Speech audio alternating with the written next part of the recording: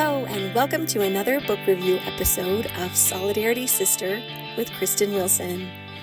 I only listened to 3 books this week. I know for most people, 3 books in a week would be a lofty goal accomplished.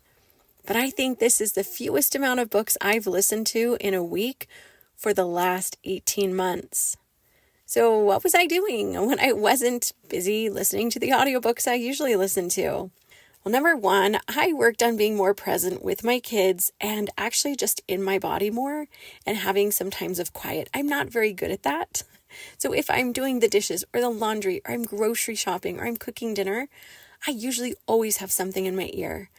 But I'm trying to have a little bit of quiet there so that I can be with my thoughts and ponder more, be more connected with my body, and be more aware of my kids during those times. I do have quality conversation with my kids as well, where I'm not listening to anything, but I felt like I needed a little increase there. 2, I listened to some extra sessions of guided imagery healing from Ali Duzette. She has sessions on all different topics, and it's just basically a way to use almost a type of meditation where you're using this guided imagery to heal your brain and body. And I think it's very helpful. So I'll put a link to that in the show notes in case that's something that sounds good to you. Her foundational sessions are all free. And this is not something that I'm doing as like an affiliate or anything. This is just genuinely something that has helped me that I want to pass along. 3, I wrote a piece for Generous Conference. So in my faith, the Church of Jesus Christ of Latter-day Saints, there is a semi-annual conference held where church leaders speak, and it's broadcast all over the world. It's been going on for close to 200 years. And in the beginning, clearly there was no way to broadcast it, so all of the people would just gather together. But the world has changed, people have spread out, and we have technology. So now we get to watch General Conference in our pajamas. Well, if you'll remember back on episode 34, if you've listened to it, and if not, I encourage you to go do so. I spoke with my friend Evelyn, who has left the church, about how we can strengthen relationships across faith transitions and not lose our friends or our family members because they leave the faith that we've been with. And I know this is not unique to my specific church. I know that happens in all different religions, and it can be hard to know how to navigate that. So Evelyn and I talked about that. Evelyn created something that she calls Generous Conference, and she calls on generous authorities to come and just share messages that are meant to be uplifting. I was invited to be a generous authority, and I came in and I spoke about how sometimes I build my eternal family in a bar.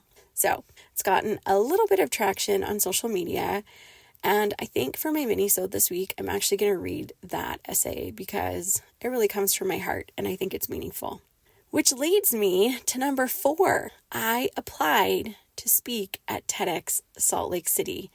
And I am sharing that information because it's part of my effort to be vulnerable and to be a community builder and to model the kind of community building that I really want us to have within Solidarity Sister, where we don't wait for finding out that we got the promotion or we got the award or whatever kind of thing, and then it's like safe to tell people, but where we can tell people for the things that we're going for and be willing to publicly be rejected from that thing if that's what happens, but be able to celebrate the fact that we tried and that we went after it.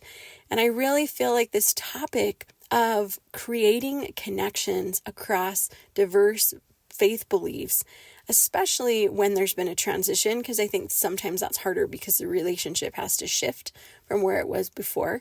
I think that is vitally important, and especially important in Utah right now.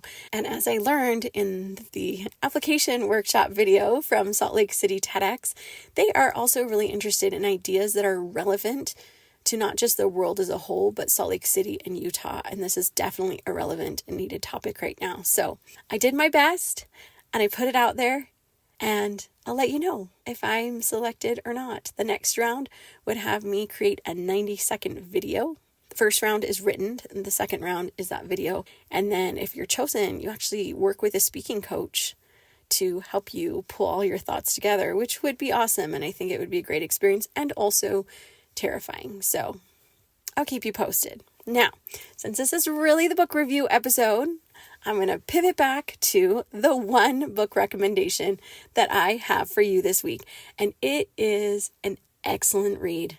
This book is called Community by Peter Block. The Amazon description reads, "Modern society is plagued by fragmentation. The various sectors of our communities, businesses, schools, social service organizations, churches, government, do not work together. They exist in their own worlds, as do so many individual citizens who long for connection, but end up marginalized with their gifts overlooked, their potential contributions lost. This disconnection and detachment makes it hard, if not impossible, to envision a common future and work towards it together. We know what healthy communities look like. There are many success stories out there, and they've been described in detail. What Block provides in this inspiring new book is an exploration of the exact way community can emerge from fragmentation. How is community built? How does the transformation occur? What fundamental shifts are involved? He explores a way of thinking about our places that creates an opening for authentic communities to exist and details what each of us can do to make that happen. This book was phenomenal. There were so many nuggets to think about in terms of how to actually strengthen communities. I found info around how to physically set up a gathering, what to focus on, how to value the agency of those involved, what to talk about and why. I loved, in one part, it talked about how often when a team meets within a work structure, how the leadership, how the CEO will always be at the head of the table, or they'll be up on a stage, and how that actually impedes open dialogue because it values one person above another. And yes, that person's position is higher, but if you really want everyone to feel like part of the team and be in a place to contribute from their highest self, being able to equalize the physical playing field for the terms of that discussion will make a difference. And there was just so much else that was good, but that was just one example I thought of. So this book would be great for anyone interested in strengthening their community building skills, whether you are in a place of leadership in a company or in your church or in some volunteer organization, or you're simply a citizen who wants to make a difference. I think that if everyone read this book, it would make a huge difference in our world and unifying us. But at the very least, if a lot of us read it and start to implement those practices, it will certainly help to shift the fragmentation that has definitely occurred across America into a more cohesive, unified group of citizens. I've already finished one book today, so I'm sure I'll have more to share next week in the book department. But in the meantime, please come join us this Thursday and every Thursday through the end of May from 7 to 7:30 p.m. on Zoom as we continue to work through Brené Brown's Gifts of Imperfection in Community. This week, we are in Guidepost 4. If you haven't read it, you are still welcome to come. We will take you as you are. Find details about how to join the book club if you don't know in the show notes.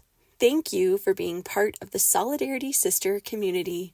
We needed you. Solidarity.